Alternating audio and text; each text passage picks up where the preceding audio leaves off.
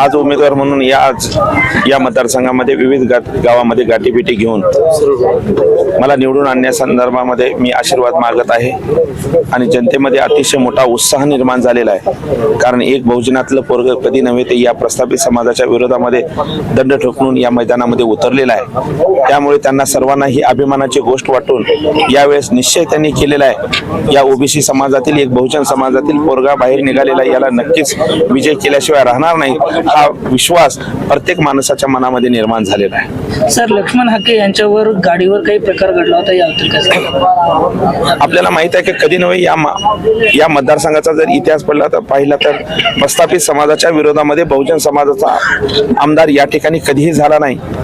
पण आज मी या प्रस्थापित समाजाच्या विरोधामध्ये एक बहुजनाचा पोरगा म्हणून जे आव्हान निर्माण केलेलं आहे त्याला कुठंतरी त्यांच्या पायाखालची जमीन सरकू लागलेली आहे। मला प्रचारापासून वंचित ठेवण्यासाठी किंवा मी प्रचार करू नये, कोण्या गावामध्ये प्रचारासाठी जाता येऊ नये आणि मला भीती दाखवण्यासाठी हा प्रकार त्यांनी घडवून आणलेला आहे। पण त्या दिवशी आम्ही दाखवून दिले, जर आम्ही कोणी जर आमच्या अंगावर आला तर आमच्यामध्ये बी अंगावर घेण्याची तेवढीच ताकद आहे। फक्त आमच्या आई वडिलांनी आमच्यावर संस्कार केलेले आहेत म्हणून आज आपण गप्प आहोत। सर, आपल्या पुढचं आव्हान कोणाला समजतं?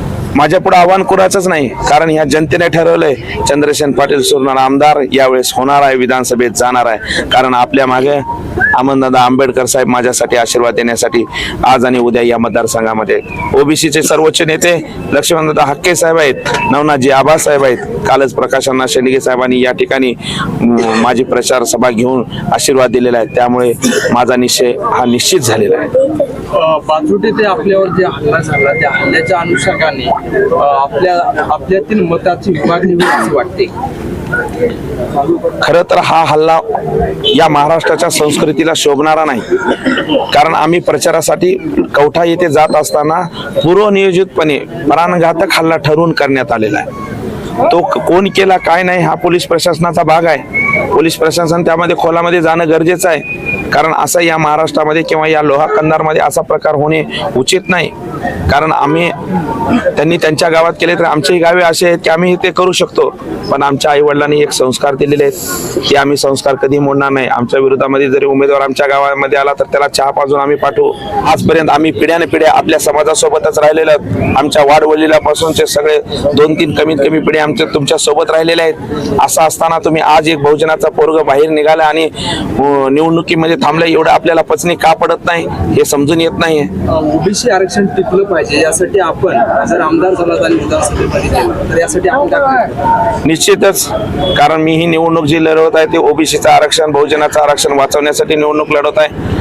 आणि ज्यावेळेस या ओबीसी बांधवांनी बहुजन बांधवांनी मला विश्वास ठेवून मला विधानसभेमध्ये पाठवलं तर विधानसभेमध्ये बहुजनाचं आरक्षण किंवा ओबीसीचं आरक्षण वाचवण्यासाठी मी आवाज नक्कीच उठवणार आहे। आपल्या मतदारसंघामध्ये तुम्ही मतदारसंघामध्ये आता प्रचारसभेसाठी फिरत आहात, तर मुख्य आपला अजेंडा काय आहे? मुख्य अजेंडा हा ओबीसी समाजाचा आणि बहुजन समाजाचा आरक्षण वाचवणे हा पहिला मुद्दा आहे। आणि दुसरा मुद्दा हा या मतदारसंघाची जी अवस्था विकासापासून वंचित राहिलेली आहे, या मतदारसंघाचा एक बहुजनाचा पोरग पुढे गेल्यानंतर आजपर्यंत बहुजन समाजाला किंवा बहुजन समाजातील वाड्या वस्त्याला ज्या विकासापासून वंचित ठेवलेला आहे त्या वाड्या वस्त्याचा विकास करणे, दलित वस्त्यांचा विकास करणे हा माझं प्रथम कर्तव्य आहे। आज प्रचारादरम्यान फिरत असताना प्रत्येक गावामध्ये पुतळ्याचा प्रश्न आहे, सभागृहाचा प्रश्न आहे, रस्त्याचा प्रश्न आहे। आजपर्यंत या तांड्या वाड्या वस्त्याकडे बहुजन समाजातील लोकांकडे कोणीही आजपर्यंत पाहिले नाही। त्यामुळे जर मी विधानसभेमध्ये गेल्यानंतर पहिल्यांदा माझी प्रायोरिटी राहणार आहे या सर्व लोकांचा जो माझ्यावर विश्वास टाकलेला आहे त्यांचा स्वाभिमान जागृत ठेवायचा आणि त्यांच्या वाड्या वस्त्या तांड्याचा विकास करायचा।